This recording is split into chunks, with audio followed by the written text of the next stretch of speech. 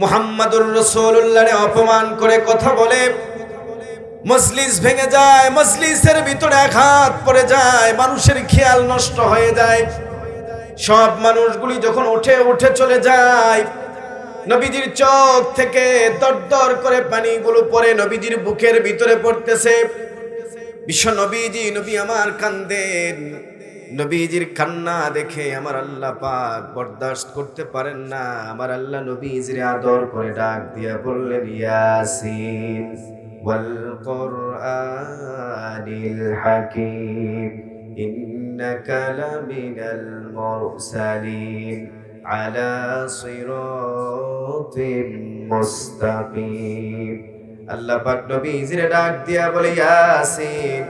হরফুল মুকাত্তাআত বলা হয়। সব কাফের বেঈমানদের সাথে আমার আল্লাহ চ্যালেঞ্জ করলেন, ওয়াল কুরআনিল হাকীম।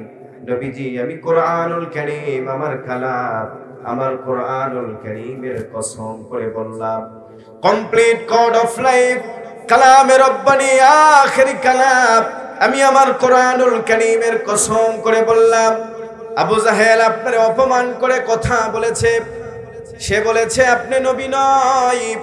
আমি আল্লাহ পাক বললাম, শুধু আমার বলা নয়, আমি আমার কুরআনুল কারীমের কসম করে বললাম, ইন্নাকা লামিনাল মুরসালিন, আপনি একজন সত্য পয়গম্বর, আলা সিরাতিম মুস্তাকিম। শুধু আপনি সত্য পয়গম্বর নয়, আপনি সিরাতে মুস্তাকিমের উপরে প্রতিষ্ঠিত। আল্লাহু আকবার। নবীজি কেঁদেছেন, আমার আল্লাহ নবীজির উপরে সান্ত্বনা দিয়ে কোরআনের আয়াত নাজিল করেছেন। এ যুবক ভাই, হযরতে আব্দুল্লাহ ইবনে ওমর থেকে একটা হাদিস বর্ণিত। তিনি বলেন, সূরা বাকারার মর্ম আয়াত অনুধাবন করতে গিয়ে আমারে 8টি বছর আমার জীবন থেকে পার হয়ে গিয়েছে। সূরা বাকারা এত গুরুত্বপূর্ণ। নবীজি বলেন, সূরা বাকারার যতগুলি আয়াত রয়েছে, সমস্ত আয়াত নাজিল হওয়ার সময় আমি দেখেছি জিবরাইলের সাথে 80 জন করে ফেরেশতা ছিল।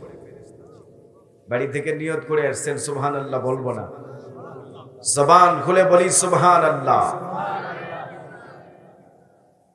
শুধু তাই নয়, এই সূরার ভিতরে এমন একটি আয়াত রয়েছে যাকে আয়াতুল কুরসি বলা হয়। কোরআনুল কারীমের যতগুলি আয়াত রয়েছে, সমস্ত আয়াতের সর্দার হলো আয়াতুল কুরসি। যে আয়াতুল কুরসিকে আরশে আজিম থেকে আল্লাহ পাক সংরক্ষণ করে সূরা বাকারার আয়াত বানাইছে। নবীজি সাহাবী উসাইদ ইবনে হুযাইর, বুখারীর বর্ণনা। উসাইদ ইবনে হুযাইর বর্ণনা করতেছেন, তিনি বলেন, আমি রাতের বেলা একবার সূরা বাকারা পড়তেছিলাম। পাশে আমার অশ্ব ঘোড়াটি বাঁধা ছিল। আমি সূরা বাকারা পড়তেছি, আমার ঘোড়া লাফাইতেছে। ব্যাপারটি আমি বুঝলাম না। আমি অবাক হয়ে গেলাম। আমার পাশে আমার সন্তান ছিল। মনে মনে ভাবলাম, ঘোড়াটি রশি ছিঁড়ে আমার সন্তানের উপরে আঘাত করে কিনা। উসাইদ ইবনে হুযাইর বর্ণনা করতেছেন যে আমি সূরা বাকারা পড়তেছিলাম, ঘোড়া লাফাইতেছে। বুখারীর বর্ণনা। কিছুক্ষণ পরে আমি যখন সূরা বাকারা পড়া বন্ধ করলাম, ঘোড়াটি থেমে যায়। আমি যখন আবার সূরা বাকারা পড়তে লাগলাম, আমি নজর করে দেখি ঘোড়াটি আবার লাফাইতে শুরু করে দিল। আমি আবার সূরা বাকারা পড়া বন্ধ করে দিলাম, ঘোড়া আবার নীরব নিস্তব্ধ হয়ে যায়। আমি যখন বের হইলাম, আমি ব্যাপারটি অনুধাবন করার জন্য যখন বের হয়েছি, আমি নজর করে দেখি আমার বাড়ির ছাদের উপরে এক টুকরা সাদা মেঘের মতো। এই মেঘের ভিতরে একটা জ্বলন্ত বাতি ছিল। মেঘটি আস্তে আস্তে উপর দিকে উঠে যায়। উসাইদ ইবনে হুযাইর বলেন, আমি পরের দিন বিশ্ব নবীজির কাছে সব কথাগুলি যখন আমি খুলে বললাম, নবী আমারে ডাক দিয়া বলে, উসাইদ শুনে রাখো, তুমি যদি সূরা বাকারা পড়া বন্ধ যদি না করতে, তাহলে ওই মেঘের টুকরা নয়, ওগুলো হচ্ছে আসমানের ফেরেশতা। সব ফেরেশতাগুলি জমিনে অবতরণ করত, সব মানুষগুলি ফেরেশতাদেরকে দেখতে পাইতো। বিশ্ব নবীজি বলেন সূরা বাকারার ফজিলত, নবীজি বলেন ইন্নাশ শাইতানা ইয়াফিরু মিনাল বাইতিল্লাযী তুকরাউ ফীহি সূরাতুল বাকারা। ইন্নাশ শাইতানা ইয়াফিরু, নিশ্চয় শয়তান পালিয়ে যায়, মিনাল বাইতিল্লাযী তুকরাউ ফীহি সূরাতুল বাকারা, যেই ঘরের ভিতরে সূরা বাকারা পড়া হয়। অর্থাৎ সূরা বাকারা হচ্ছে নূর, শয়তান হলো আধার। আলো যখন আসে শয়তান এমনি সেখান থেকে পালিয়ে যায়। দেখেন এখানে আগে এক সময় অন্ধকার ছিল, যেই মাত্র আলো জ্বালানো হয়েছে অন্ধকার এমনিতেই হারিয়েছে, ঠিক কি না? আলো যখন আসে অন্ধকার এমনিতেই হারিয়ে যায়। গত 15 বছরে যারা জুলুম করেছে, এই জুলুমের অন্ধকার থেকে বাংলার মানুষগুলি নিরাপদ আছে, ঠিক কি না? যুবক ভাই আমার, বিশ্ব নবীজি বলেন লা তাজআলু বুয়ুতাকুম কুবুরা ফাইন্নাল বাইতাল্লাযী তুকরাউ ফীহি সূরাতুল বাকারা লা ইয়াদখুলুহুশ শাইতান। সহিহ মুসলিমের riwayat, নবীজি বলেন আমি নবীজির পক্ষ থেকে মেসেজটি আমার উম্মতদেরকে দিয়ে দাও, লা তাজআলু বুয়ুতাকুম কুবুরা, তোমরা তোমাদের ঘরগুলোকে কবরে পরিণত করবা না। ফাইন্নাল বাইতাল্লাযী তুকরাউ ফীহি সূরাতুল বাকারা, যে ঘরের ভিতরে সূরা বাকারা পড়া হয়, লা ইয়াদখুলুহুশ শাইতান, সেই ঘরের ভিতরে শয়তান প্রবেশ করতে পারে না। এজন্য আমরা বেশি বেশি করে সূরা বাকারা পড়ব, বেশি বেশি সূরা বাকারা পড়ব। সূরা বাকারার প্রথম কয়েকটি আয়াত পড়ব, যদি পুরোপুরি নাও পড়তে পারি, যেহেতু অনেক বড় সূরা, প্রথম কয়েকটি আয়াত পড়ব, এরপরে আয়াতুল কুরসি পড়ব, কিছু আয়াত পড়ব, তারপরে একেবারে শেষের দিকে 3টি আয়াতে কারিমা পড়ব। যেই ঘরের ভিতরে পড়া হবে লা ইয়াদখুলুহুশ শাইতান, সেই ঘর থেকে শয়তান পালিয়ে যাবে, সেই ঘরের ভিতরে শয়তান প্রবেশ করতে পারবে না। আমরা যখন নতুন বাড়িতে উঠব, সেই ঘরের ভিতরে সূরা বাকারা পড়ব। সূরা ইয়াসিন পড়লেও পড়তে পারি, কিন্তু সূরা বাকারা পড়ব, কারণ নবীজি বলছেন যেই ঘরের ভিতরে সূরা বাকারা পড়া হয়, সেই ঘর থেকে শয়তান পালিয়ে যায়, সেই ঘরের ভিতরে শয়তান থাকতে পারে না। যুবক ভাই আমার, বলেন তো, জবান খুলে বলেন, সূরা বাকারার উপরে আমল করা যাবে তো ইনশাআল্লাহ? জবান খুলে বলি ইনশাআল্লাহ। আল্লাহ কবুল করুক, সকলে বলি আমিন। এত ফজিলতপূর্ণ একটা সূরা সূরা বাকারা, সূরাতুল বাকারা। বাকারা শব্দের অর্থ কি জানেন? বাকারা শব্দের অর্থ গাভী। এত ফজিলতপূর্ণ বড় সূরা, এই সূরাটির নামকরণ করা হয়েছে গাভী দিয়ে। কি দিয়ে? গাভী দিয়ে। কেন গাভী দিয়ে নামকরণ করা হয়েছে, এই আয়াতে কারিমা আমি তেলাওয়াত করেছি। বনি ইসরাইলের ভিতরে একজন ব্যক্তি ছিল যার নাম আলিম। কি নাম? আলিম। অনেক সম্পদের মালিক ছিল আলিম। আলিমের উত্তরাধিকার সূত্রে কেউ ছিল না। মুফাসসিরিনে কেরাম লেখেন, তাফসিরে কাবীর, তাফসিরে হক্কানি, তাফসির ইবনে কাসিরের ভিতরে এসেছে। কিন্তু তার এক ভাতিজা ছিল, ভাতিজা খুব জালেম, শয়তান প্রকৃতির। ভাতিজা মনে মনে ভাবলেন, আমার চাচার ইন্তেকালের পরে আমি তো সব সম্পদের মালিক হব, কিন্তু এতদিন আর অপেক্ষা করার আমার প্রয়োজন নেই। একদিন রাতের অন্ধকারে চাচারে হত্যা করেছে। চাচারে হত্যা করার পরে গ্রামের এক বাড়ির দরওয়াজার সামনে চাচার মৃত দেহটা রেখে দেয়। আলিম নামক ব্যক্তির দেহ এক অপর মানুষের বাড়ির দরওয়াজার সামনে রেখে দেওয়া হলো। পরের দিন সকালবেলা ভাতিজা ডাক দিয়া বলে, আমার চাচারে খুঁজে পাওয়া যায় না। সে নিজেই চাচারে হত্যা করেছে, কয়েকজন মানুষকে নিয়ে বের হয়েছে, চাচার দেহ কোথায় পাওয়া যায়, খুঁজতে খুঁজতে যেখানে সে রেখেছে সেই বাড়ির দরওয়াজার সামনে দাঁড়িয়েছে। মানুষটি তখনও ঘুমিয়েছিল, ঘুম এখনো ভাঙে নাই, ঘুম থেকে জাগ্রত হয় নাই। কিন্তু এই ভাতিজা নামক সে জালেম কয়েকজন মানুষকে নিয়ে এসে এই জায়গার ভিতরে হইচই শুরু করলো। আমার চাচার দেহ এখানে কেন? এমন ভাবে হট্টগোল শুরু করেছে, বাড়ির মানুষটির ঘুম ভেঙে যায়। ঘুম থেকে জাগ্রত হওয়ার পরে তিনি পাগল পাড়া অস্থির হয়ে গেলেন। তারে ডাক দিয়ে বলা হলো, তুমি কেন এই মানুষটারে হত্যা করেছো? মানুষটি ডাক দিয়ে বলে, ওয়াল্লাহি আল্লাহর কসম, আমি হত্যাকাণ্ড সম্পর্কে আমার কোনো জানা নাই, আমার কোনো ধারণাও নাই। আমি তারে কেমনে হত্যা করলাম? আমি তো রাতের ভিতরে ঘুমিয়ে ঘুমিয়ে আমার সময়টা পার করে দিলাম। আমি তারে হত্যা করি নাই, তারে অন্যায় ভাবে তারে আমি হত্যাও করি নাই। আমি তার সাথে আমার ভালো সম্পর্ক ছিল। গত 15 বছরে আমরা দেখেছি কত মানুষ শুধুমাত্র ইসলামের কথা বলার কারণে অন্যায় ভাবে মিথ্যা মামলা দেওয়া হয়েছে, ঠিক কিনা? অথচ সেই মামলার সাথে তার কোনো সম্পর্কই ছিল না, সে অন্যায়ের সাথে তার কোনো সম্পর্ক ছিল না, কোন রকমের কোনো সম্পর্ক ছিল না, তার ঘটনা সম্পর্কে সে অবগত নয়। অথচ মামলা দিয়েছে নওগাঁ কোর্টের ভিতরে, গন্ডগোল হয়েছে আত্রায়ের ভিতরে, মানুষটি ছিল রানীনগরের ভিতরে, ঠিক কিনা? এরকম গত 15 বছরে জালেমদের অত্যাচার আমরা দেখেছি। অন্যায় ভাবে মানুষের বিরুদ্ধে মিথ্যা তহমত দিয়ে কোর্টে মামলা করেছিল। এদের বিচার বাংলার জমিনে হবে ইনশাআল্লাহ। জবান খুলে বলি ইনশাআল্লাহ। অন্যায় ভাবে মানুষের বিরুদ্ধে মিথ্যা তহমত দেওয়া এটা চূড়ান্ত পর্যায়ের অপরাধ।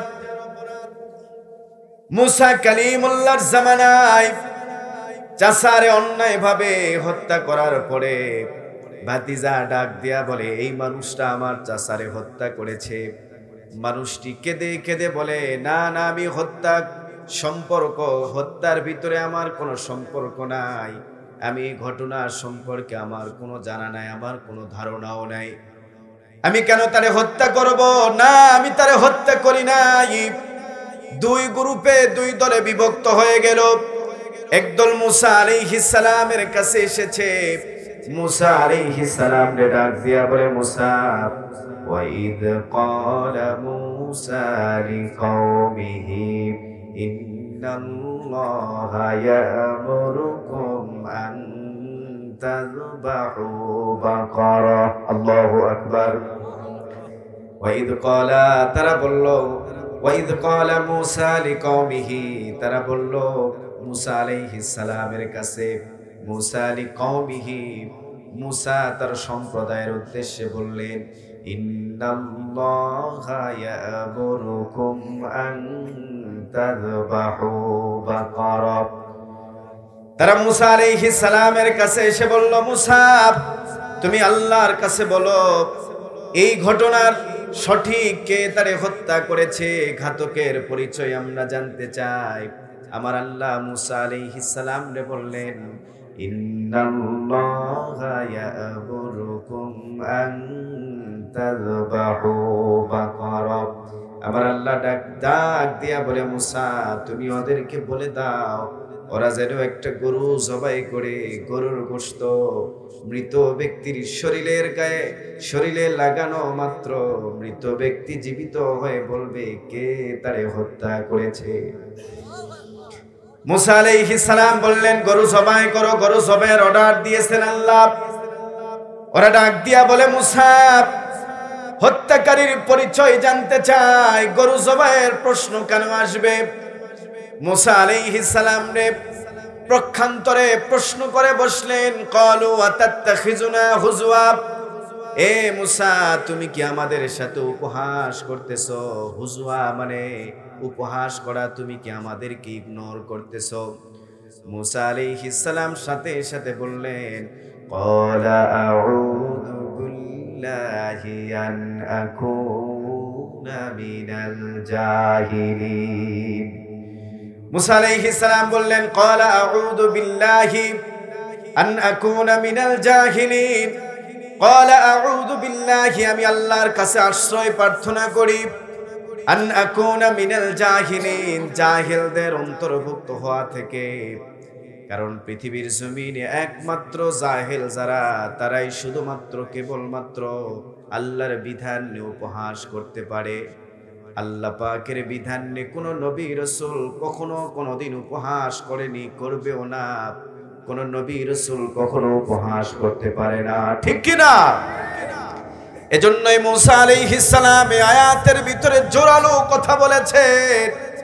উনি বলেন, ক্বালা আউযু বিল্লাহি আন আকুনা মিনাল জাহিলিন, আমি আল্লাহর কাছে আশ্রয় প্রার্থনা চাই, জাহেলদের অন্তর্ভুক্ত হওয়া থেকে আশ্রয় চাইতেছি।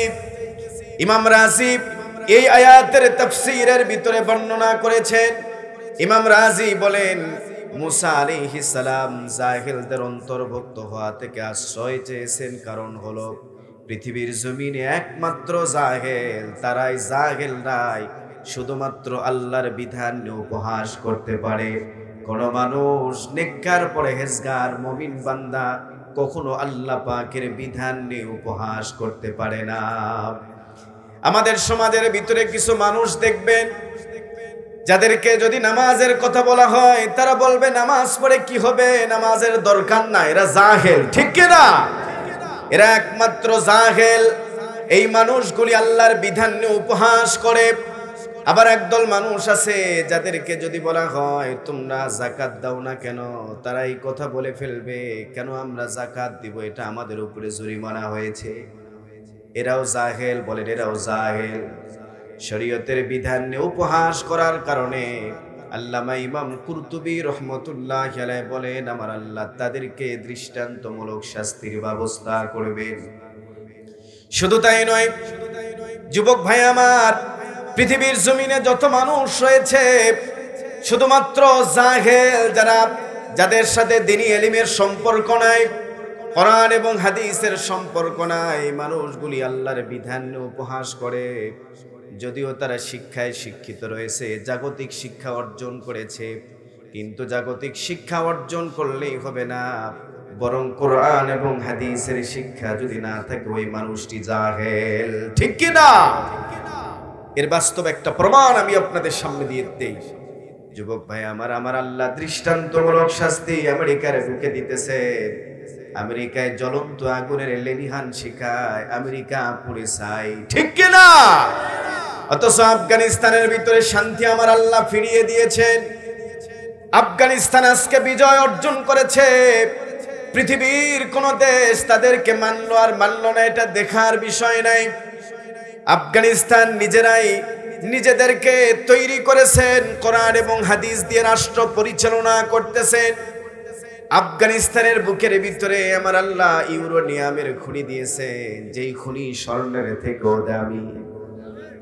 যুবক ভাই আমার, যদি আমরা বাংলার জমিনে আল্লাহর হুকুম আর কোরআন দিয়ে রাষ্ট্র পরিচালনা করি, নবীজির সুন্নাহ মোতাবেক যদি আমরা চলতে পারি, এই বাংলার জমিনটারে সোনা দিয়ে পরিপূর্ণ করে দিবেন কে? যেই জমি থেকে 20 মণ ধান আসতেছে, এই জমি থেকে আমার আল্লাহ 100 মণ ধানের ব্যবস্থা করতে পারেন কি পারেন না? জবান খুলে বলেন রিজিকের মালিক কে? আরো জোরে বলেন রিজিকের মালিক কে? যুবক, তুমি তোমার জবান দিয়ে বলে দাও রিজিকের মালিক কে? একেবারে হৃদয় থেকে ভালোবাসা নিয়ে বলো রিজিকের মালিক আল্লাহ। চিৎকার দিয়ে বলো রিজিকের মালিক কে? আমেরিকার মালাউনের বাচ্চাদেরকে, ইন্ডিয়ার মালাউনের বাচ্চাদেরকে জানিয়ে দাও রিজিকের মালিক ওরা নয়, রিজিকের মালিক আল্লাহ, ঠিক কি না? কয়েকদিন আগে তারা বলেছিল বাংলাদেশের জন্য আমাদের ইনপুট আনপুট সব বন্ধ, বাংলাদেশে আর কিছু আমরা দিব না। আমরা ওদেরকে বলে দিলাম তোরা শুনে রাখ, রিজিকের মালিক তোরা নয়, রিজিকের মালিক কে? জবান খুলে বলেন রিজিকের মালিক কে? রিজিকের মালিক আমার আল্লাহ, ঠিক কি না? আল্লাহ পাক রিজিকের মালিক। যুবক, আল্লাহর কোন বিধান নিয়ে উপহাস করার সুযোগ নাই। যাকাতের বিধান যখন আসবে সঠিকভাবে আমরা যাকাত আদায় করব। নামাজের বিধান আমাদের উপরে রয়েছে, আমরা নামাজটারে পরিপূর্ণভাবে পড়ব। সামনে রমজানের রোজা আসতেছে, পরিপূর্ণভাবে রমজানের রোজা রাখবো ইনশাআল্লাহ। জবান খুলে বলি ইনশাআল্লাহ। এক এলাকার ভিতরে রোজা কমিটি তৈরি করা হয়েছে, যে রোজা থাকবে না তার বিচার হবে। রোজা কমিটি সভাপতি ও কমিটির তো একটু সভাপতি লাগে না, সভাপতি আছে। এই কমিটি খোঁজ পাইছে একজন ব্যক্তি দুপুরবেলা খাবার খাচ্ছে, রোজা নাই। ওরা কয়েকজন এসে সভাপতির কাছে এসে বলতেছে, স্যার চলেন, অমুক ব্যক্তি রোজা নাই, বিচার করতে হবে। সভাপতি বলতেছে, তোরা যা, আমি ভাত খেয়ে আসতেছি। এরকম করা যাবে? জবান খুলে বলেন, এমন করা যাবে? সামনে রমজান আসতেছে, পরিপূর্ণ নিয়ত করব আল্লাহ সুস্থ রাখার জন্য তৌফিক দান করে আমরা যেন পরিপূর্ণ রমজানের রোজা রাখতে পারি ইনশাআল্লাহ। বলেন, আল্লাহর যত বিধান আসবে সমস্ত বিধানগুলি অক্ষরে অক্ষরে পালন করব ইনশাআল্লাহ। মুসা আলাইহিস সালাম তাদেরকে ডাক দিয়া বললেন, তোমরা একটা গরু জবাই করো। তারা ডাক দিয়া বললেন, মুসা, ক্বালু আতাত্তাখিজুনা হুজওয়া, মুসা তুমি কি আমাদের সাথে উপহাস করতেছ? আমার মুসা কালিমুল্লাহর সাথে সাথে তাদেরকে ডাক দিয়া বললেন, ক্বালা আউযু বিল্লাহি আন আকুনা মিনাল জাহিলিন। মুসা আলাইহিস সালাম বললেন, ক্বালা আউযু বিল্লাহি, আমি আল্লাহর কাছে আশ্রয় প্রার্থনা করতেছি, আন আকুনা মিনাল জাহিলিন, জাহেলদের অন্তর্ভুক্ত হওয়া থেকে আশ্রয় চাইতেছি। নবীজি একদিন ওয়াজ করতেছেন, বয়ান করেন। নবীজির নিজের তাফসীর কত সুন্দর। আমাদের মতো 3 টাকার মৌলবি যাদের ইলম নেই, আমল না, একেবারে গুনাহগার আমরা, আমাদের আলোচনা শোনার জন্য হাজার হাজার মানুষ চাতক পাখির মতো আমাদের সামনে চেয়ে চেয়ে বসে আমাদের কথাগুলি শোনে। কয়েকদিন আগে মিজানুর রহমান আজহারি বাংলার জমিনে, এই তো কয়েকদিন আগে আমরা মিডিয়াতে দেখলাম তার বক্তব্য। মিডিয়ারা লিখতেছিল, কেউ লেখেন 35, কেউ লেখেন 25 লক্ষ মানুষ হয়েছে, কেউ আবার বলেন 15 লক্ষ মানুষ হয়েছে। সাধারণ একজন মানুষকে টার্গেট করে তার তাফসীরের প্রতি মানুষ পাগল পারা হয়ে দৌড়ায় তার তাফসীর শোনার জন্য। অথচ সাধারণ একজন ব্যক্তি, সাধারণ একজন আলেম, যুবক ভাই আমার, যদি মিজানুর রহমান আজহারির বক্তব্যে মানুষ যদি পাগল পাড়া হয়ে যায়, বলেন তো তামাম পৃথিবীর মালিক আমার আল্লাহ নবীজির সব থেকে দামি মানুষ বানায়া দুনিয়ার জমিনে পাঠিয়েছেন। সেই নবী আমার নিজে তাফসীর করতেছে। নবীজির কণ্ঠ কত সুন্দর, নবীজির বক্তব্য কত সুন্দর। নবীজির গোলাপের পাপড়ির থেকে নবীজির ঠোঁট বড় সুন্দর। যারা সামাইল পড়েছেন তারা জানেন নবীজির প্রত্যেকটা অঙ্গে অঙ্গে নবী আমার সুন্দর ছিলেন। ইউসুফ আলাইহিস সালাম সুন্দর ছিলেন, সব অঙ্গ প্রত্যঙ্গ মিলে ইউসুফ সুন্দর। আর নবী আমার প্রত্যেকটা অঙ্গে অঙ্গে সুন্দর ছিলেন। নবীজির পুরা বডি কেউ যদি ঢেকে দিয়ে নবীজির চোখ যদি বের করে রাখতো, এই চোখের দিকে কোনো মানুষ যদি 17,000 বছর ধরে যদি তাকিয়ে থাকতো, এই চোখ দেখার স্বাদ মিটতো না। নবী আমার এত সুন্দর। ইউসুফ আলাইহিস সালাম পর্যন্ত, আদম সফিউল্লাহ থেকে ইউসুফ সিদ্দিকুল্লাহ পর্যন্ত যত নবী রাসূল এসেছিলেন, এই সমস্ত নবী রাসূল আর মানুষদের ভিতরে ইউসুফ পয়গম্বর সুন্দর ছিলেন। কিন্তু নবী আমার মুহাম্মাদুর রাসূলুল্লাহ, নবী আমার तमाम পৃথিবীর ভিতরে সুন্দর।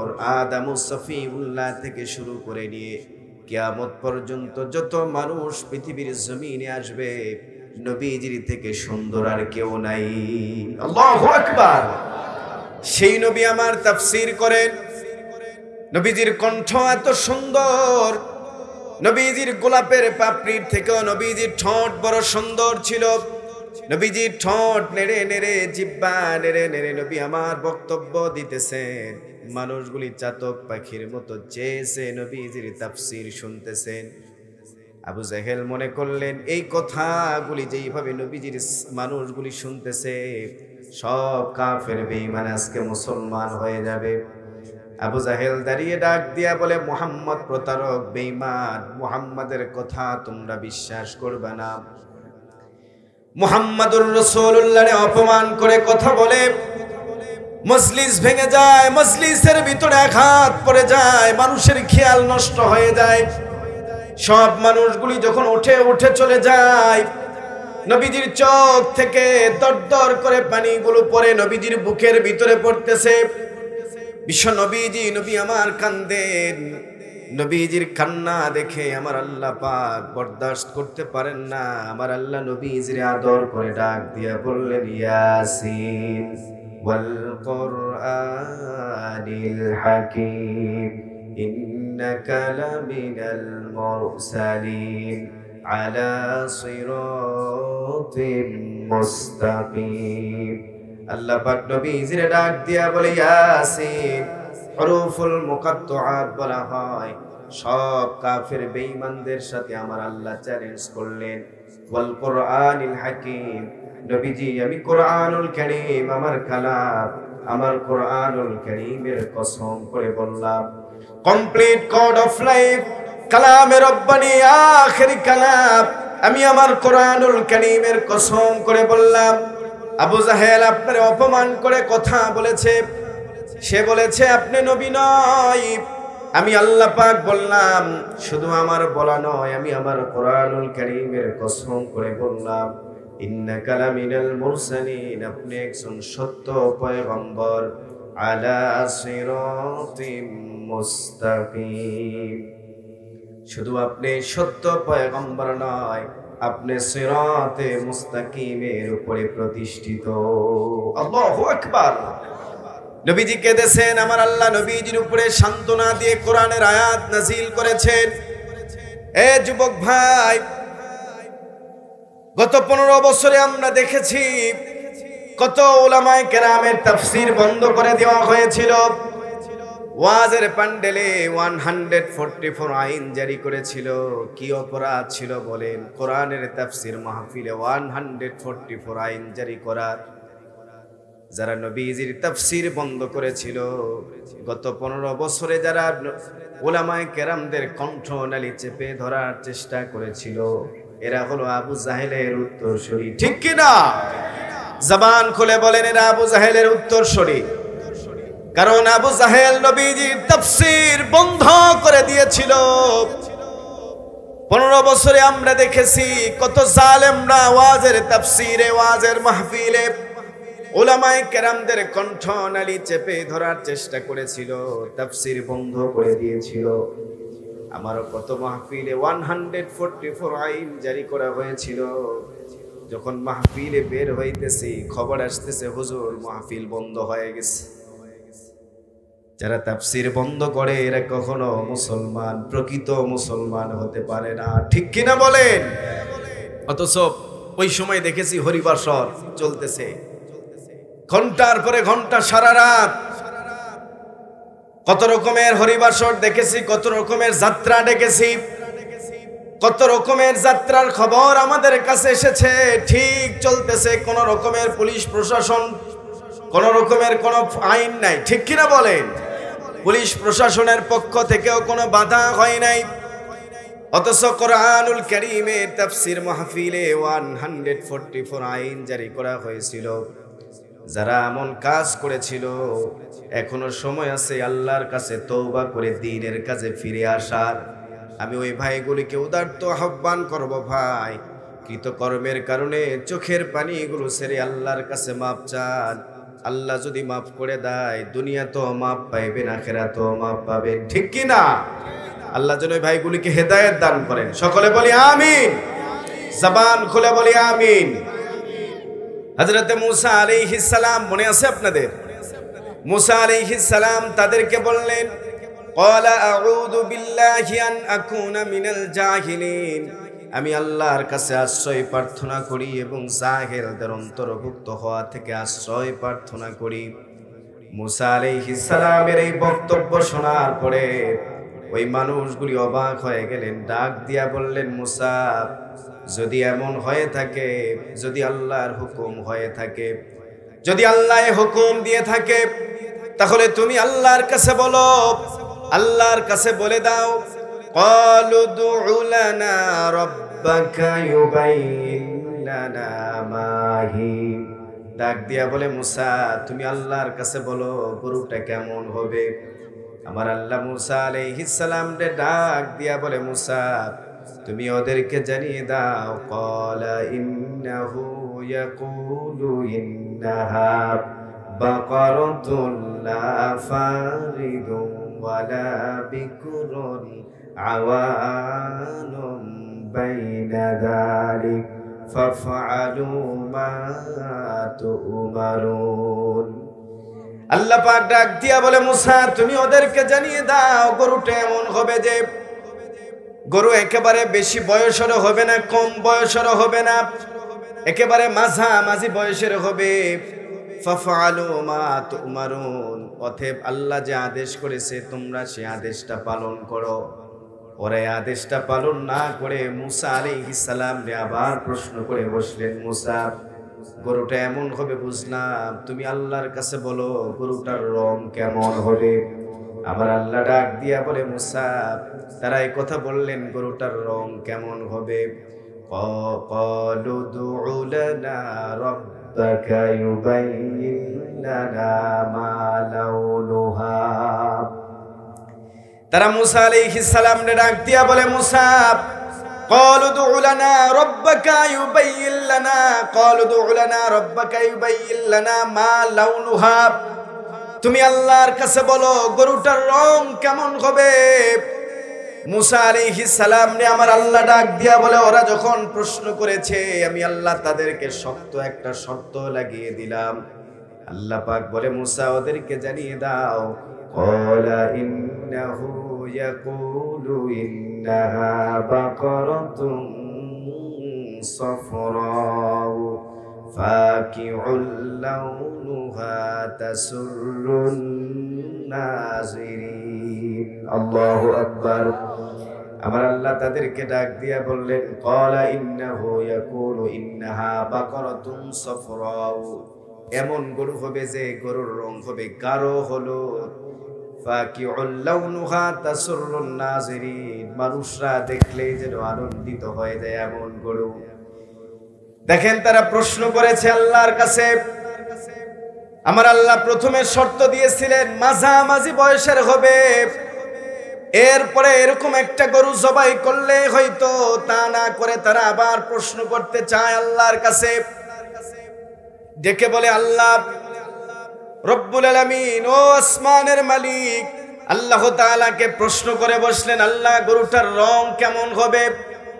আমার আল্লাহ শক্ত একটা আইন চালু করে দিলেন, শক্ত একটা আইনের কথা তাদের মাঝে ছেড়ে দিলেন, গরুটার রং হবে গাঢ় হলুদ। কি হলুদ? আচ্ছা বলেন তো, গাঢ় হলুদ রঙের গরু আপনার এলাকায় কি আছে? কখনো কি কোনোদিন দেখেছেন? আপনি দেখছেন গাঢ় হলুদ গরু? প্রশ্ন করার কারণে জটিলতা বাড়লো না কমলো? কারণ ওদের হৃদয় নোংরা ছিল।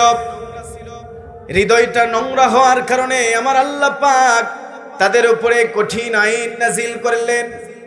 এজন্য হৃদয় স্বচ্ছ হওয়া দরকার। যাদের হৃদয় স্বচ্ছ তারা আল্লাহর বিধান পালন করতে সময় নেবে না, ঠিক কিনা বলেন? হৃদয়টা পরিষ্কার হওয়ার দরকার আছে না নাই?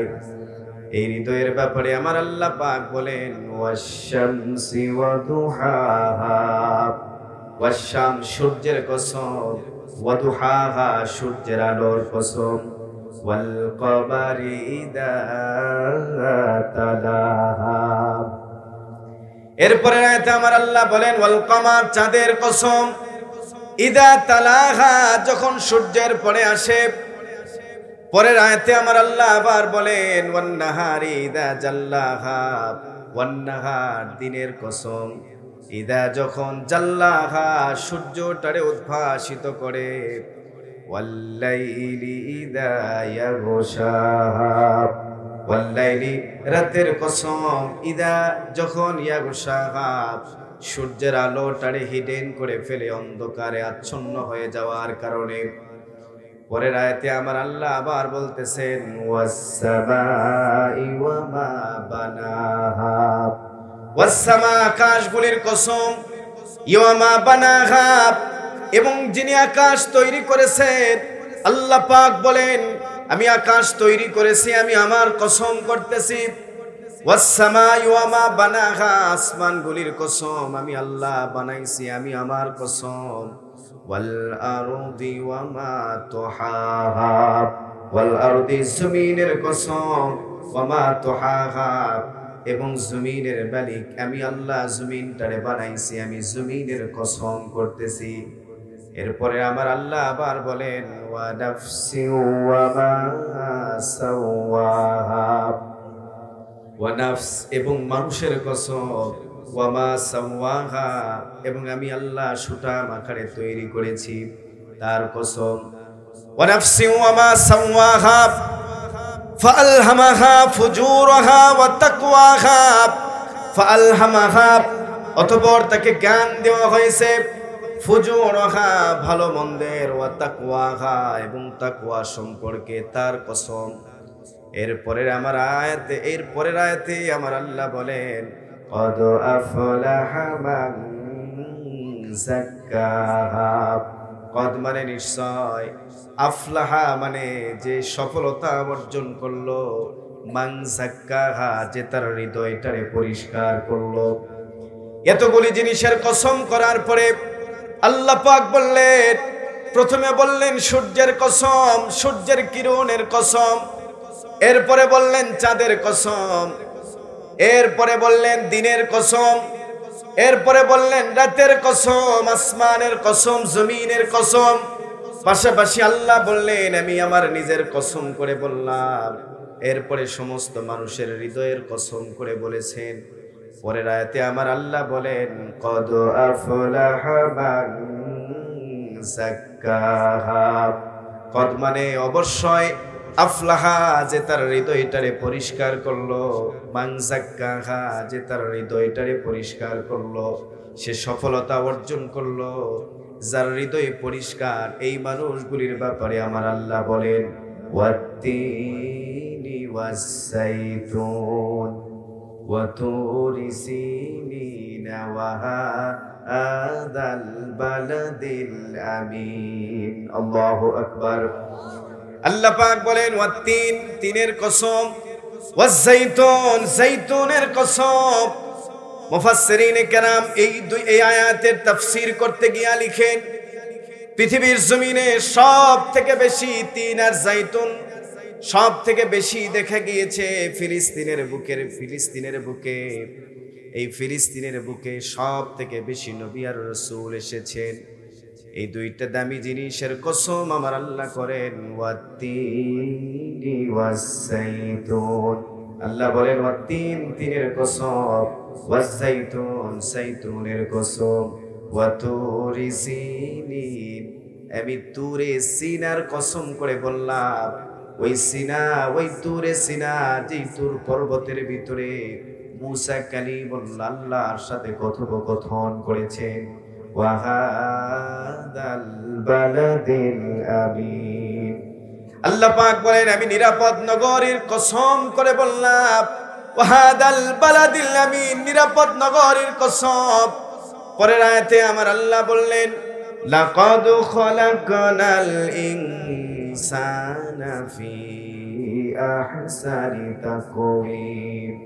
লাকাদ খালাকনা, আমি আল্লাহ অবশ্যই তৈরি করেছি, ইনসানা মানুষকে, আহসান মানে সুন্দর, তাকওয়িম মানে সুঠাম দেহের অধিকারী।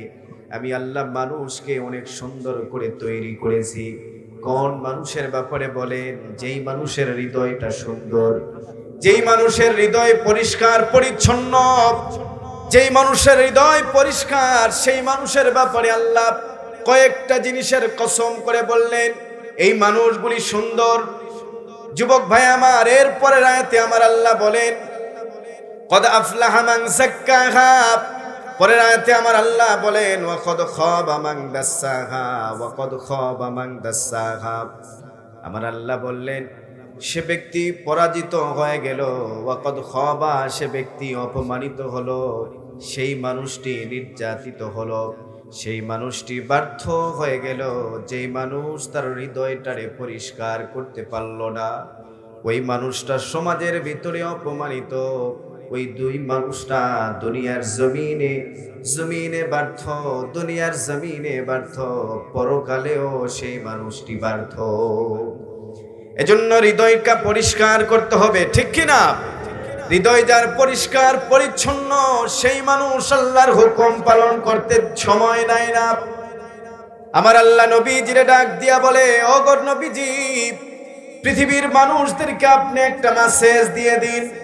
আপনি পৃথিবীর মানুষদেরকে বলেন, কুল ইন কানা আবাউকুম ওয়া আবনাউকুম ওয়া ইখওয়ানুকুম ওয়া আজওয়াজুকুম ওয়া আশীরাতুকুম ওয়া আমওয়ালুন ইকতারাফতুমুহা ওয়া তিজারাতুন তাখশাউনা কাসাদাহা ওয়া মাসাকিনু তারদাউনাহা আহাব্বা ইলাইকুম মিনাল্লাহি ওয়া রাসূলিহি ওয়া জিহাদিন ফি সাবিলিহি ফাতারাব্বাসু হাত্তা ইয়াতিয়াল্লাহু বিআমরিহি। আমার আল্লাহ নবীজিরে বলেন, বল আপনি বলেন কাদেরকে? পৃথিবীর মানুষদেরকে। ইন কানা আবাউকুম, যদি হয় তোমাদের পিতামাতা, ওয়া আবনাউকুম, এবং তোমাদের সন্তান আদি, ওয়া ইখওয়ানুকুম, এবং তোমাদের ভাই বোন, ওয়া আজওয়াজুকুম, এবং তোমাদের স্ত্রীগণ, ওয়া আশীরাতুকুম, এবং তোমাদের দল, তোমাদের লিডার, তোমাদের নেতা। তোমরা যে দল করো সেই দল হতে পারে আওয়ামী লীগ, বিএনপি, জাতীয় পার্টি, যে দল হোক না কেন।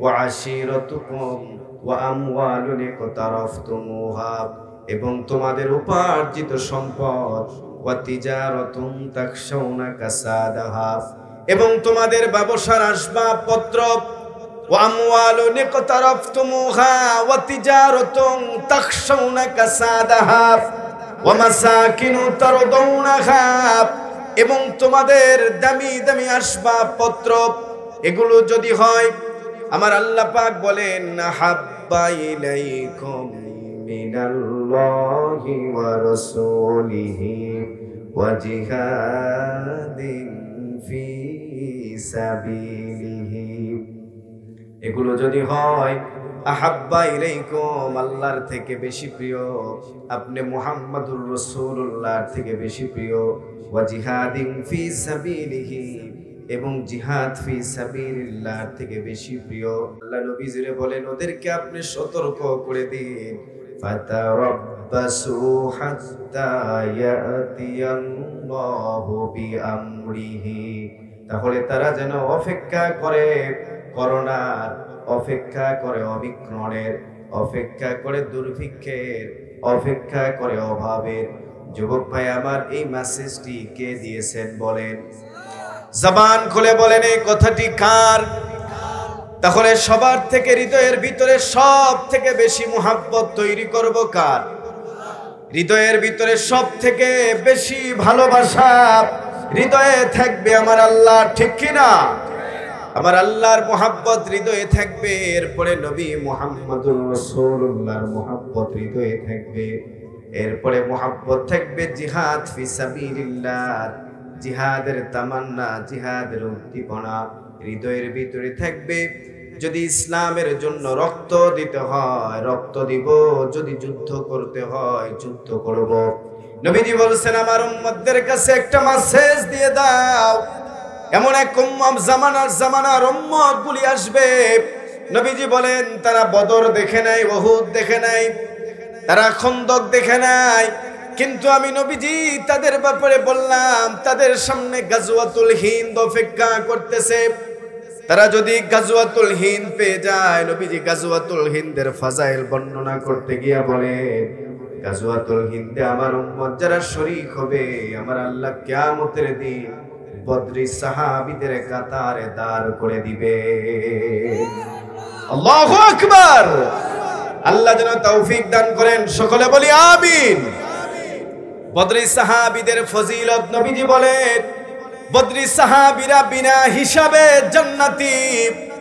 আমার উম্মতেরা যদি গাজওয়াতুল হিন্দে শরীক হয়, তারা বিনা হিসাবে জান্নাতি হয়ে যাবে।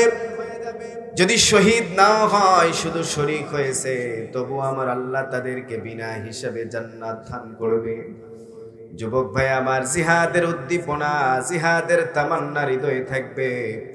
গত 15 বছরে আমরা দেখেছি পুলিশের প্রশাসন, পুলিশ প্রশাসনের প্রধান তার কবজার ভিতরে ছিল, নৌবাহিনীর প্রধান তার কবজায় ছিল, সেনাবাহিনীর প্রধান তার কবজার ভিতরে ছিল। কিন্তু আমার আল্লাহ যতদিন চাইছে ততদিন চেয়ারের ভিতরে ছিল। আমার আল্লাহ আবার যখন চাই না, একটা শট দিয়ে একেবারে দিল্লির ভিতরে গিয়ে নিয়ে গেছে, ঠিক কিনা? যুবক ভাই আমার, জালেম যতই বড় শক্তিশালী হোক, জালেমরা দুর্বল। জবান খুলে বলেন, জালেম যতই বড় শক্তিশালী হোক, জালেম কি? জালেমরা দুর্বল। জালেম যতই সশস্ত্র বাহিনীওয়ালা হোক না কেন, অস্ত্র শস্ত্রের অধিকারী হোক না কেন, তবুও তারা দুর্বল। এই পৃথিবীর জমিনে বড় একজন জালেম ছিল, যার নাম ছিল হাজ্জাজ বিন ইউসুফ। খলিফা আব্দুল মালিক ইবনে মারওয়ান তাকে মক্কা, মদিনা, তায়েফ, ইয়ামানের গভর্নরের দায়িত্ব দিয়েছিল। 5টা দেশের নায়ক ছিল হাজ্জাজ বিন ইউসুফ। যুবক ভাই আমার, মাওলানা তাকি উসমানী লিখেন, মুফতি তাকি উসমানী দামাত বারাকাতুহুম মুতাজিল্লুহু আলিয়া তিনি লিখেন, হাজ্জাজ বিন ইউসুফের শাসন আমলে ভারতের সিন্ধু থেকে ইউরোপ, আফ্রিকা পর্যন্ত তার বিস্তার লাভ করেছিল। ভাষা সাহিত্যিকতা কম দায় নাই আমার আল্লাহ। যিনি কোরআনুল কারীমের রাব লাগিয়েছিলেন, হাজ্জাজ বিন ইউসুফ হাফেজে কোরআন ছিলেন, কোরআনুল কারীমের জবর জের লাগিয়েছিলেন। ভাষা সাহিত্যিকতা বরত্ব হাজ্জাজকে আমার আল্লাহ দান করেছিলেন, কিন্তু তবু সে জালেম ছিল। আল্লামা ইমাদউদ্দিন ইবনে কাসির আল বিদায়া ওয়ান নিহায়া নামক কিতাবের ভিতরে লিখেছেন, হাজ্জাজ বিন ইউসুফ এত বড় মাপের জালেম ছিল, তার শাসন কার্য পরিচালনা করতে গিয়া হাজ্জাজ বিন ইউসুফ 20 বছরের ভিতরে প্রায় 1,20,000 মানুষগুলিকে নির্বিচারে হত্যা করেছিল। এই হত্যাকাণ্ডের ভিতরে উলামায়ে কেরামদেরকে রেহাই দেয় নাই, বড় বড় তাবেঈদেরকে রেহাই দেয় নাই, সাহাবায়ে কেরাম পর্যন্ত তার হাত থেকে রেহাই পায় নাই। সর্বশেষ যারা হত্যা করেছিল তার নাম ছিল সাঈদ ইবনে জুবায়ের, বিখ্যাত তাবেঈ ছিলেন। এই সাঈদ ইবনে জুবায়ের রে হত্যা করার পরে হাজ্জাজ আল্লাহর জমিনের ভিতরে বেশি দিন বাঁচতে পারেন নাই। হাজ্জাজ বিন ইউসুফ সাঈদ ইবনে জুবায়ের রে হত্যা করার পরে মাত্র 40 দিন আল্লাহর জমিনের ভিতরে বেঁচে ছিলেন। কিন্তু এই 40 দিনে তার 40 অবস্থা হয়েছিল। হাজ্জাজ ঘুমাইলে ঘুমের ঘরে সাঈদ ইবনে জুবায়ের তার ডাক দিয়ে বলে, হাজ্জাজ তুই আমারে কেন হত্যা করছিস? আমি কি অন্যায় করেছি, কি অপরাধ করেছি বল, কি অন্যায় ছিল আমার? স্বপ্নের ভিতরে তার জামা টেনে ধরে বলতো, আল্লাহর দুশমন কেন তুই আমারে হত্যা করছিস বল। হাজ্জাজ রে বারবার ভয়ে ঘুমের ভিতরে ভয়ঙ্কর স্বপ্ন দেখাইতো। হাজ্জাজ বিন ইউসুফ ঘুম থেকে জাগ্রত হওয়ার পরে তার শরীরের ভিতরে এমন ভাবে কম্পন শুরু হয়ে যায়, এই কাঁপতে কাঁপতে তার শরীরের ভিতরে একটা রোগ তৈরি হয়ে গেল। এই রোগটির নাম হলো জমহারিরি নামক রোগ। শরীরটা বরফের মতো ঠান্ডা হয়ে যেত। হাজ্জাজ বিন ইউসুফের শরীর বরফের মতো ঠান্ডা হয়ে যেত। সামনে জ্বলন্ত আগুন রাখা হইলেও হাজ্জাজ বিন ইউসুফের শরীরটা গরম হইতো না। চামড়াগুলি পুড়ে পুড়ে বেগুন পোড়ার মতো একেবারে চামড়া পুড়ে যেত। তবু হাজ্জাজের ঠান্ডা যখন নিবারণ হয় না, হাজ্জাজ বিন ইউসুফ পৃথিবী বিখ্যাত বড় একজন বাদশা ছিলেন। সব মেডিকেল সায়েন্সদেরকে ডাকলেন, আমার ট্রিটমেন্ট করতে হবে। বড় বড় মেডিকেল সায়েন্স হাজ্জাজ বিন ইউসুফের কাছে এসেছে। হাজ্জাজরে ডাক দিয়ে বলে, হাজ্জাজ তোমারে পরীক্ষা করতে হবে। এই বলে তারা সুতোর ভিতরে গোশত গেথে হাজ্জাজের মুখের ভিতরে ছেড়ে দেয়। যখন সুতোটা টান দিয়ে বের করা হয়, দেখা গেল পেটের ভিতর থেকে ওই গোশতের ভিতরে ভয়ঙ্কর এক তীর পোকা বেরিয়ে এসেছে। হাজ্জাজরে ডাক দিয়ে বলে, হাজ্জাজ, পৃথিবীর কোন মেডিকেল সায়েন্স তোমার এই রোগের ট্রিটমেন্ট করার মতো ক্ষমতা রাখে না। হাজ্জাজ, পৃথিবীর কোন মেডিকেল সায়েন্সের ক্ষমতা নাই তোমার সুস্থতা দান করবে। তোমার এটা আল্লাহর পক্ষ থেকে গজব এসেছে। হাজ্জাজ, এই রোগের চিকিৎসা করার মতো ক্ষমতা আমাদের জানা নাই। হাজ্জাজ বিন ইউসুফ নিরুপায় হয়ে ওই জামানার বড় বিখ্যাত আলেম হাসান বসরির কাছে চিঠি লিখলেন, হাসান বসরি, আমি বড় অসুস্থ, তুমি আমার জন্য একটু দোয়া করে যাও। হাসান বসরি হাজ্জাজ বিন ইউসুফের কাছে এসেছে।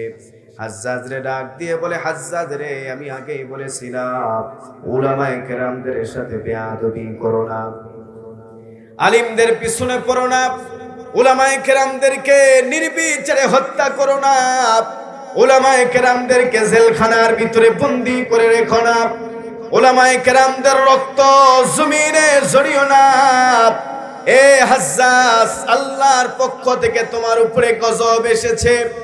তুমি যে বিখ্যাত সাঈদ ইবনে জুবায়ের হত্যা করেছো, এই সাঈদ ইবনে জুবায়েরের সাথে আল্লাহর ভালো সম্পর্ক ছিল, কেন তুমি অন্যায়ভাবে তারে হত্যা করেছো বলো?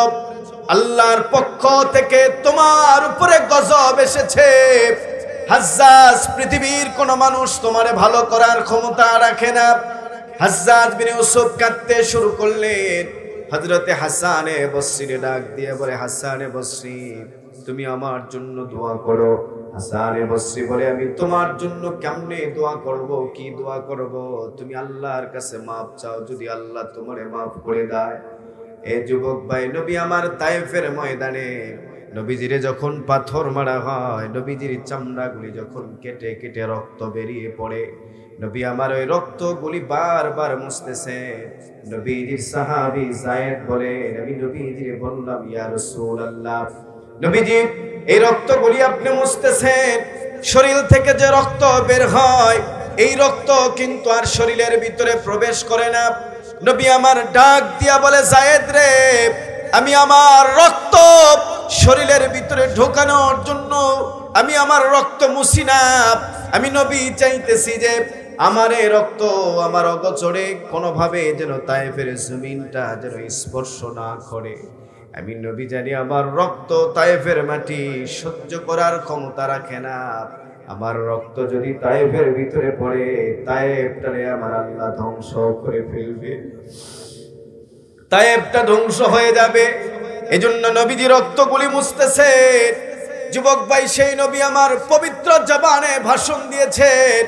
নবীজি বলেন, পৃথিবীর মানুষ তোমরা সতর্ক হয়ে যাও, আমি নবী থাকবো না, কিন্তু আমি নবীর ওলামায়ে কেরাম, আমি নবীর উম্মতের ওলামায়ে কেরামের তো দাম, আদম সফিউল্লাহ থেকে শুরু করে নিয়ে আমি নবী মুহাম্মাদুর রাসূলুল্লাহ পর্যন্ত যত ওলামায়ে কেরাম পৃথিবীর জমিনে, যত নবী রাসূল পৃথিবীর জমিনে এসেছিল, এই নবী রাসূলদের ওয়ারিস হচ্ছেন ওলামায়ে কেরাম।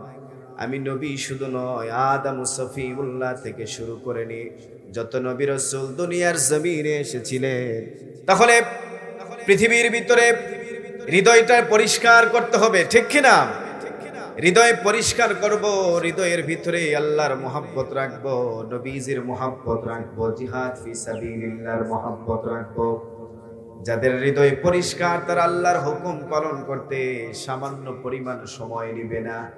আর যাদের হৃদয় অন্তরটা নাপাক হয়ে গেছে, ময়লায় জর্জরিত হয়ে গেছে, এই মানুষটি গুনাহগার, তারা আল্লাহর হুকুম পালন করতে পারবে না, আল্লাহর হুকুম পালন করতে চায়ও না, তারা আল্লাহ পাকের নাফরমানি করে।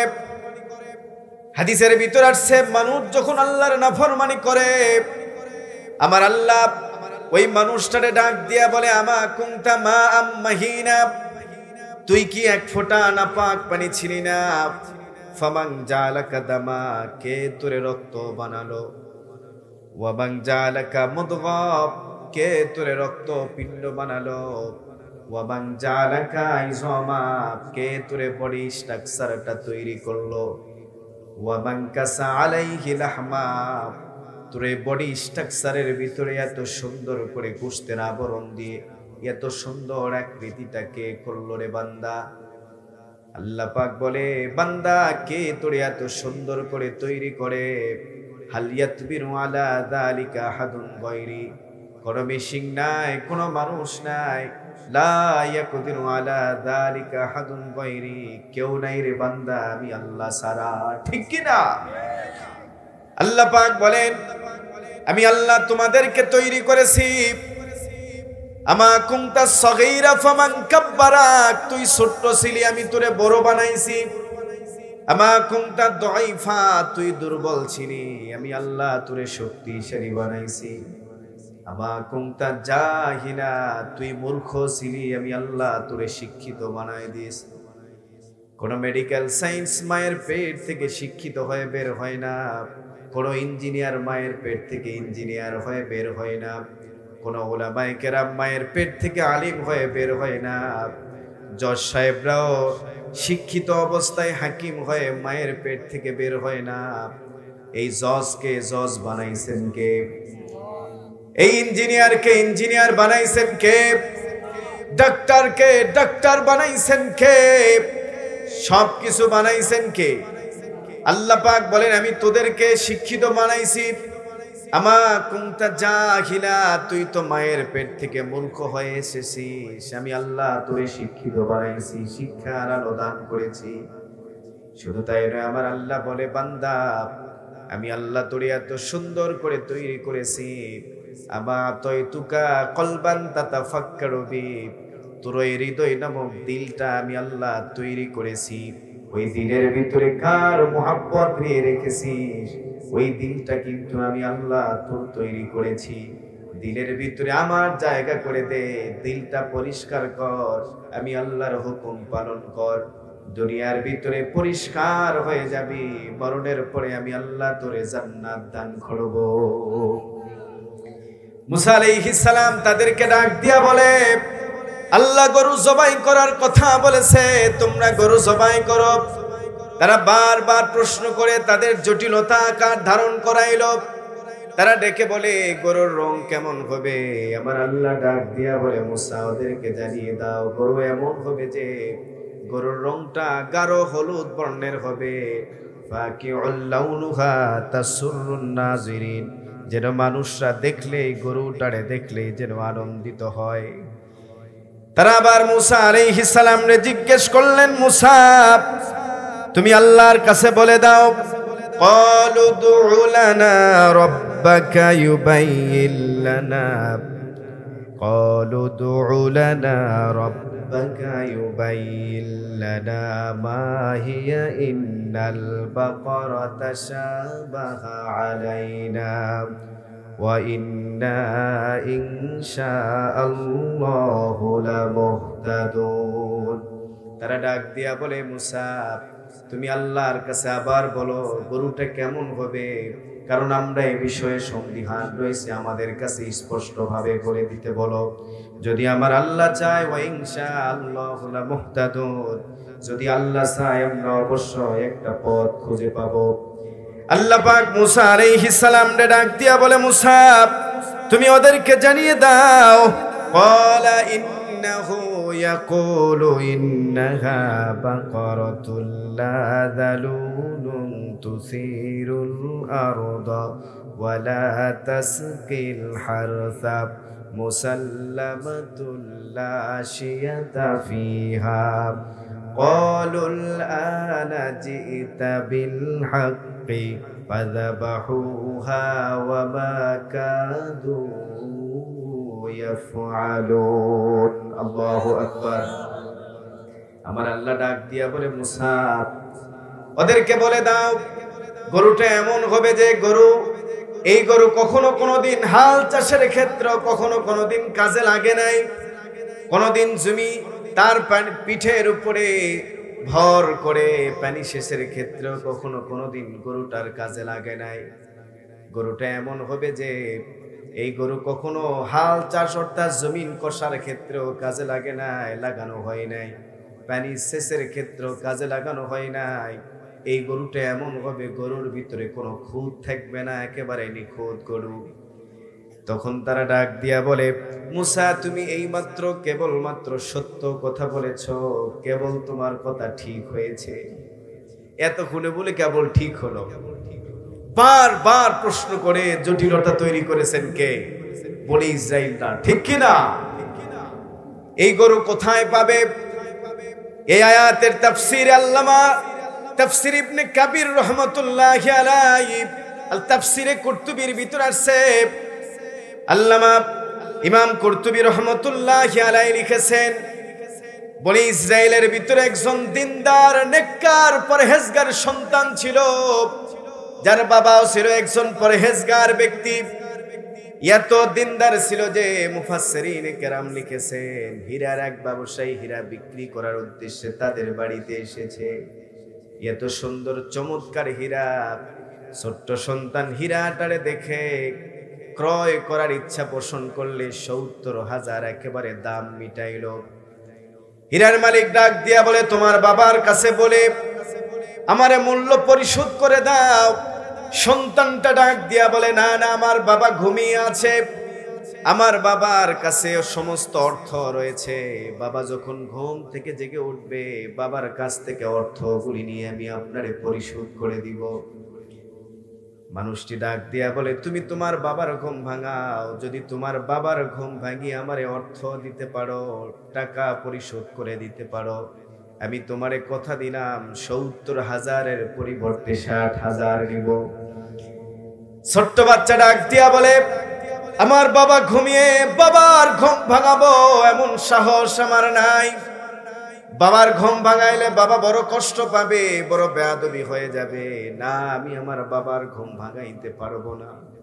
বিনিময়ে আমি আপনারে আরো ১০,০০০ বাড়িয়ে দিব, তবু আপনি একটু অপেক্ষা করেন, হীরাটি আমার পছন্দ হয়েছে।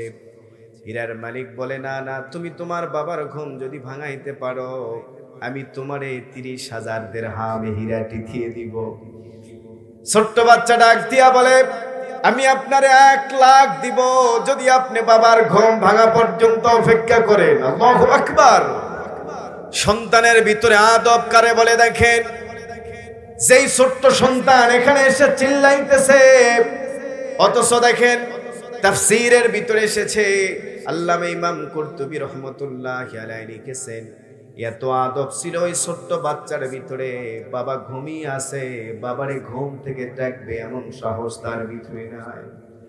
বাবা বড়, এই ছোট্ট সন্তান যখন ছোট ছিল, ছোট্ট সন্তান আস্তে আস্তে বড় হয়। বাবা একদিন একটা বাছুর নিয়ে জঙ্গলের কাছে গিয়ে আল্লাহরে ডাক দিয়া বলে, আল্লাহ আমি এই বাছুরটি তোমার কাছে আমানত দিয়ে রাখলাম, যতদিন এই বাছুর এই জঙ্গলের ভিতরে থাকবে তোমার কাছে আমানত থাকবে। আমার এই সন্তান যৌবন প্রাপ্ত হওয়ার আগ পর্যন্ত তোমার হাতে আমি জিম্মাদারি দিলাম। ছোট্ট বাছুরটারে আল্লাহর হাতে জিম্মাদারি দিয়েছে। কিছুদিন পরে মানুষটি যখন দুনিয়া ছেড়ে বিদায় হয়ে যায়, এই মানুষের ইন্তেকালের পরে এই ছোট্ট বাচ্চা আস্তে আস্তে যখন যৌবন প্রাপ্ত লাভ করে যুবক যখন হয়ে গেল, এই ছোট্ট সন্তান যখন আস্তে আস্তে যুবক হয়ে যায়, এই যুবকের ভিতরে ৩টা আদব ছিল রে ভাই। যুবকের ভিতরে একটা আদব ছিল, কয়েক ধরনের মারাত্মক আদব ছিল, গুণ ছিল। ১ নাম্বার, এই যুবক রাতটারে ৩ ভাগ করত। প্রথম ভাগের ভিতরে ঘুমাইতো, মাঝের ভিতরে তাহাজ্জুদের নামাজে দাঁড়িয়ে যেত। রাতটারে সে ৩টা ভাগ করত। প্রথম ভাগের ভিতরে সে ঘুমাইতো, দ্বিতীয় ভাগের ভিতরে সে তাহাজ্জুদের নামাজে দাঁড়িয়ে যেত, আর তৃতীয় ভাগে মায়ের শিয়রে বসে থাকতো, মায়ের কখন কি প্রয়োজন। সুবহানাল্লাহ বলবেন না? মায়ের পাশে বসে থেকে মায়ের জন্য প্রাণ ভরে মায়ের অপেক্ষায় থাকতো, খেদমত করত। সকালবেলা উঠে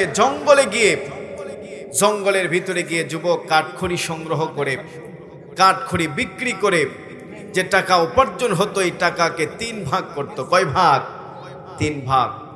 প্রথম ভাগ আল্লাহ রাস্তায় দান করে দিত, দ্বিতীয় ভাগ মায়ের খেদমতে পেশ করত, আর তৃতীয় ভাগটা নিজের কাছে রেখে দিত। সুবহানাল্লাহ বলে। একদিন যুবকের মা যুবককে ডাক দিয়া বলে, বাবা তোমার তো অনেক কষ্ট হইতেছে, তোমার বাবা অনেক আগেই দুনিয়া ছেড়ে বিদায় হয়ে গেছে, তোমার বাবা দুনিয়া ছেড়ে বিদায় হয়ে গিয়েছে। তোমার বাবার ইন্তেকালের আগে তোমার বাবা তোমার জন্য জঙ্গলের ভিতরে একটা গাভী আল্লাহর কাছে আমানত দিয়ে রেখেছিল। তুমি জঙ্গলের সামনে গিয়ে দাঁড়িয়ে বলবা, হে ইব্রাহিম ইসমাইলের উপাস্যের মালিক, আয় আল্লাহ তুমি আমারে একটা, আমার বাবা যে আপনার কাছে যে গাভী আমানত দিয়ে রেখেছিল এটা আমি ফেরত পেতে চাই, আমি এখন যৌবনে পদার্পণ করেছি। যুবক জঙ্গলের কাছে এসে আল্লাহরে ডাক দিয়া বলে, আল্লাহ রব্বুল আলামিন, আমার বাবা আপনার কাছে যে আমানত দিয়ে রেখেছিল এটা আমি ফেরত চাই। এই কথা বলা মাত্র একটা গরু সাথে সাথে যুবকের কাছে চলে এসেছে। হাদিসের ভিতরে এসেছে, যুবকের কাছে যখন গরুটা এসে যায়, গরুর রং ছিল গাঢ় টকটকা হলুদ বর্ণের। আল্লাহু আকবার। মুফাসসিরিনে কেরাম লেখেন, গরুটারে নিয়ে বাড়ির দিকে রওনা দিয়েছে, গরুর জবান খুলে গিয়েছে। গরু ডেকে বলে, যুবক তুমি আমারে নিয়ে যাও, তুমি আমার পিঠে উঠতে পারো, আমি তোমারে বাড়িতে নিয়ে যাব। যুবক বলতেছে, না আমার মা আমারে নিষেধ করেছে। গরু ডাক দিয়া বলে, তুমি যদি তোমার মার নিষেধ কথা না শুনে আমার পিঠে উঠতে, আমি কোনোভাবেই তোমার বসে আসতাম না, কিন্তু তুমি তোমার মায়ের এতটাই বাধ্যগত সন্তান, শুধু আমি নয় ওই পাহাড়টাও যদি তুমি ইশারা করো পাহাড়ও তোমার সাথে চলতে থাকবে। আল্লাহু আকবার। সম্মানিত সুধী, অনেক লম্বা কথা। আল্লাহ তাআলা যেহেতু প্রধান মেহমান এসে গেছেন, অনেক দূর থেকে এসেছেন ভাই, আমি দোয়া করি হযরতের মুখ থেকে আল্লাহ তাআলা যেন অনেক সুন্দর সুন্দর কোরআন এবং হাদিসের আলোচনা করার আল্লাহ যেন তৌফিক দান করেন। সকলে বলি আমিন।